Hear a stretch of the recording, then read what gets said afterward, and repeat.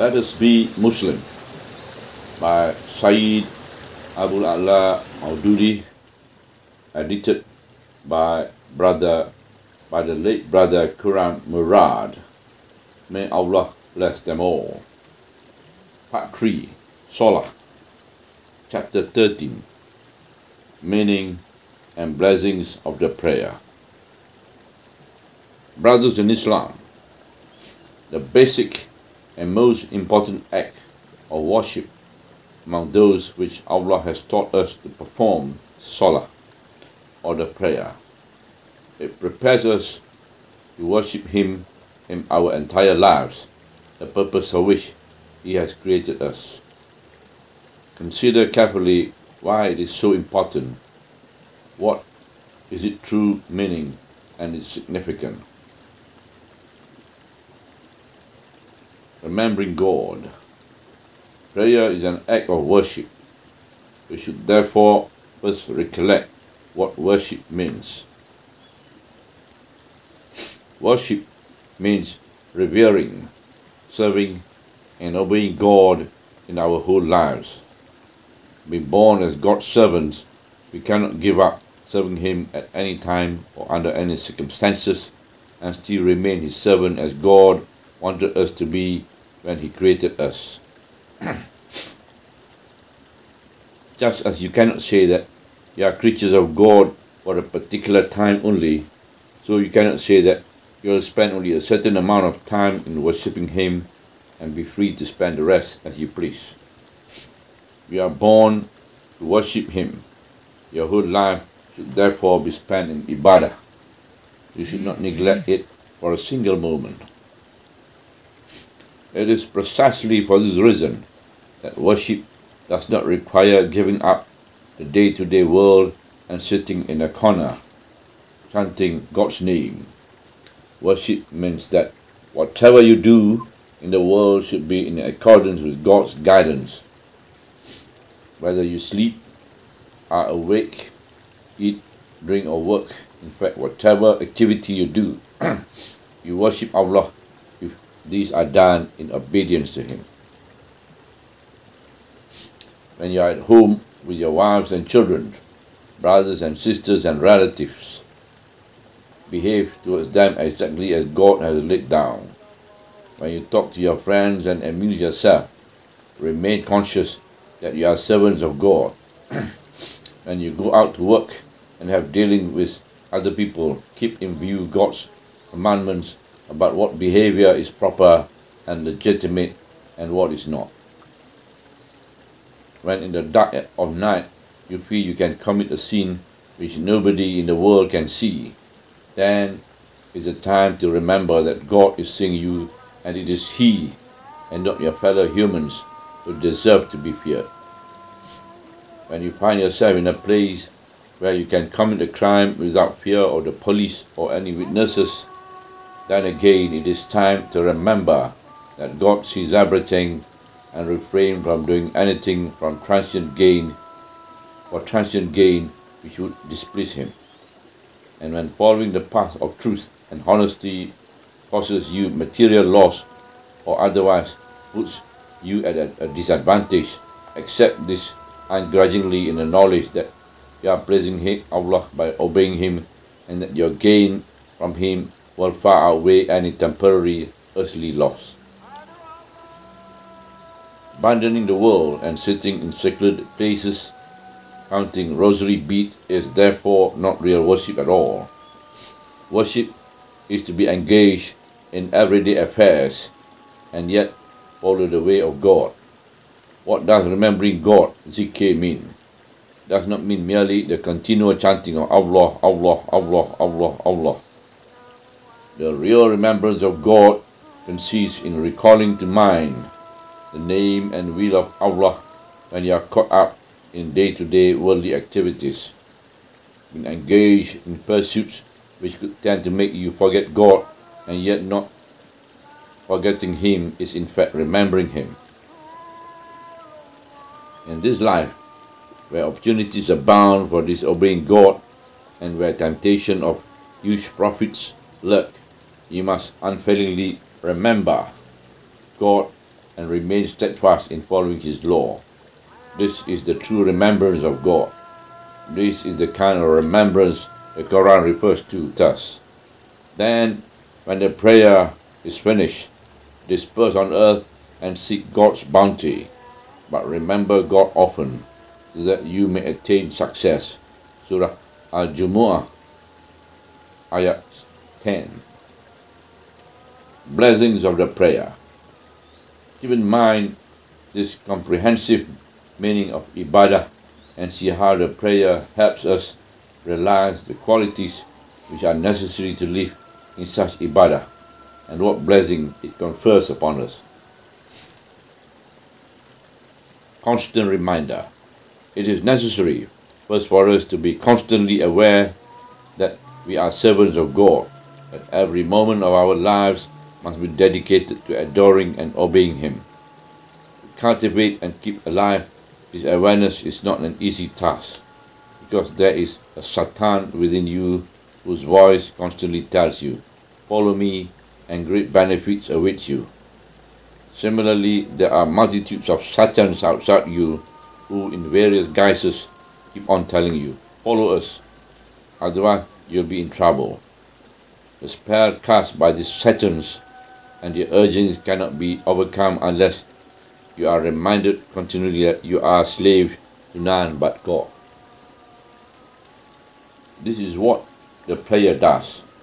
When you get up in the morning, the prayer reminds you of this even before you start your day. When you are busy in your work during the day, it again reminds you of this fact 3 times. And when you are about to go to bed, you are reminded once again. This is the first blessings of the prayer. And this is why the prayer is described as remembrance in the Quran, as in Surah Al-Ankabut, Ayat 45. Its true meaning and purpose lie in remembering God. Sense of duty. Second, since at every step in your life you should obey God, it is imperative that you know what is your duty and you cultivate the habit of performing it promptly. If you do not even know what your duty is, how can you ever please God and obey His orders? And one who understands his duty but, despite his knowledge, due to indiscipline, does not care to perform it, can never be expected to remain prepared and willing to come forward and obey God every hour of every day as he must. Those who have served in the army or police know how they were made to understand and carry out their duties. A bugle is blown several times during the day and night, and parades are held at short notices. The purpose of this is to train people to respond and carry out orders. This routine also quickly distinguishes those who are incapable or too lazy to do so. In like manner, the prayer summons you 5 times a day. On hearing it, Allah's soldiers must quickly gather from all sides and prove that they are prepared to obey His call. Any Muslim who do not respond when they hear the azan show that either they do not understand the importance and meaning of their duty to God, or if they do understand it, they are so useless that they are unfit to remain in the army of Allah. It was for this very reason that the Prophet, blessings and peace be on him, said that he felt like going and setting fire to the houses of those who do not stir after hearing the azan. Surah Al-Bukhari and Surah Al-Bukhari and Muslim. And this is why in one hadith, performance of the prayer is described as a mark of distinguishing Islam from kufur. During the times of the Prophet and his companions, nobody was considered a Muslim unless he joined the Congregational Prayer, so much so that even the hypocrites were compelled to come. They were rebuked not for abandoning their prayer, but for the half-hearted way in which they used to perform it. And when they stand up to pray, they stand up reluctantly, only to be seen and praised by men, and not remembering God but a little. Surah An-Nisa, Ayat 42. you can hardly be considered true Muslims. This shows if you do not perform the prayer. For Islam is not a mere matter of doctrinal faith. It is a way of life to be lived in practice. Islam means surrendering to God and fighting against kufur and evil every minute of your life. Its essential message is always remain prepared to obey God at a moment's notice. The prayer, 5 times a day, tests again and again whether you are so prepared. Those who claim to be Muslims are tested to see whether they can put their claim into practice. If they cannot, their faith is of little value to Islam. For only they find the prayer hard and unwelcome whose hearts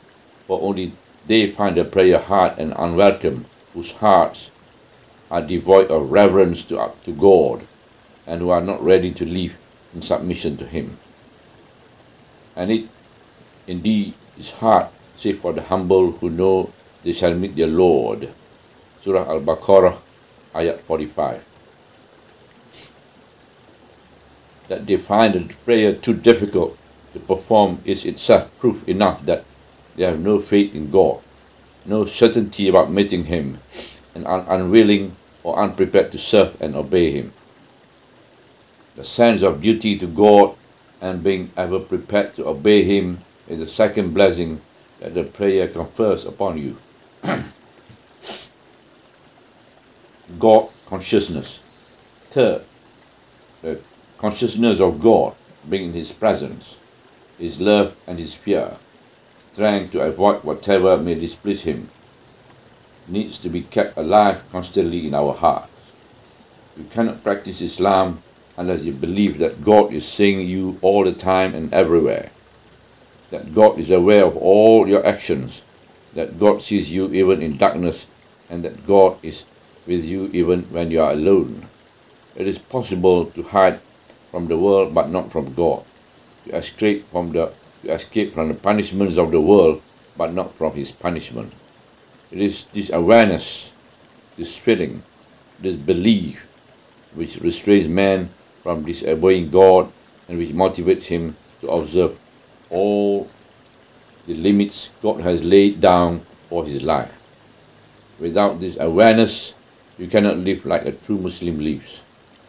Allah has enjoined upon you praying 5 times a day precisely to help strengthen this awareness in the hearts of the faithful. He has Himself thus described this blessing. Surely, the prayer restrains from all that is shameful and wrong. Surah Al-Ankabut, ayat 45. This awareness becomes deeply embedded in you through the prayer. For instance, you may perform the prayer only when you are clean and have done the ablution. But who is to know if you have not washed, or if your clothes are unclean, or if you are pretending to have done wudu? No one. But you never do such a thing because you are sure that your action will not be hidden from God. Similarly, no one will know if you do not in fact recite at all those parts of the prayer which are supposed to be said in a low voice. But you do not cheat in this way. Why? Because you believe that God hears everything. He is closer to you than your jugular vein. And you perform the prayer even when you are alone, although there will be nobody to know that you had not performed it, because you fully realize that it is impossible to hide any crime from Him. That is how the prayer evokes and sustains in the hearts of men fear of God and the belief that He lives in His presence. How can you worship and serve God and remain loyal to Him throughout the 24 hours of the day and night unless this fear and this awareness are revived continuously in your heart? Devoid of this feeling, how can you embrace goodness and avoid evil in your daily lives for the sake of God alone? Making you ever conscious of God is the third blessing of the prayer. Knowledge of God's law. Fourth, to worship God, you must know what His law is. Without knowing it, you clearly cannot follow it. Prayer is the instrument through which this knowledge is fostered. The parts of the Quran that are recited in the prayer are intended to teach you the law of God. The Friday congregation and the sermon, the Khutubat, are also designed to provide you with opportunities to learn Islamic teaching. It is your own fault if you do not take the trouble to find out the meaning of what you are reading in the prayer. It is no use complaining that you do not understand if you have not bothered to try. On the other hand, it is unfortunate that Friday's sermons are delivered in a manner which does little to impart the knowledge of Islam. Collective life. It is necessary, fifth, that no Muslim should be left alone and on his own in the tumult of life while worshipping God. Muslims should come together, form strong communities to help each other in their life mission, serving God, obeying Him, observing His laws, and promulgating it in the world. Those who are faithful to God and those who reject Him are always arrayed against each other. The struggle between surrender and rebellion is never-ending. The rebels break the laws of God and enforce in their place satanic laws. Individually, Muslims cannot effectively resist this process, and it is therefore necessary for the true servants of God to join forces. The prayer is central to the establishment of this collective strength. Congregational prayer 5 times a day, the Friday congregation, the congregation of 2 Eid festivals, all these together make you like a strong wall and create in you that singleness of purpose, cohesiveness, and real unity, which are necessary to make you helpers of each other in the cause of Allah in your day-to-day lives. That the prayer generates and consolidates the social cohesiveness in the Ummah is its fifth blessing. Subhanallah, walhamdulillah, wa la ilaha illallah, wallahu akbar, wa la hawla wa la quwwata illa billahi al-aliyyil azim, wa la hawla wa la quwwata illa billahi al-aliyyil azim, wa la hawla wa la quwwata illa billahi al-aliyyil azim.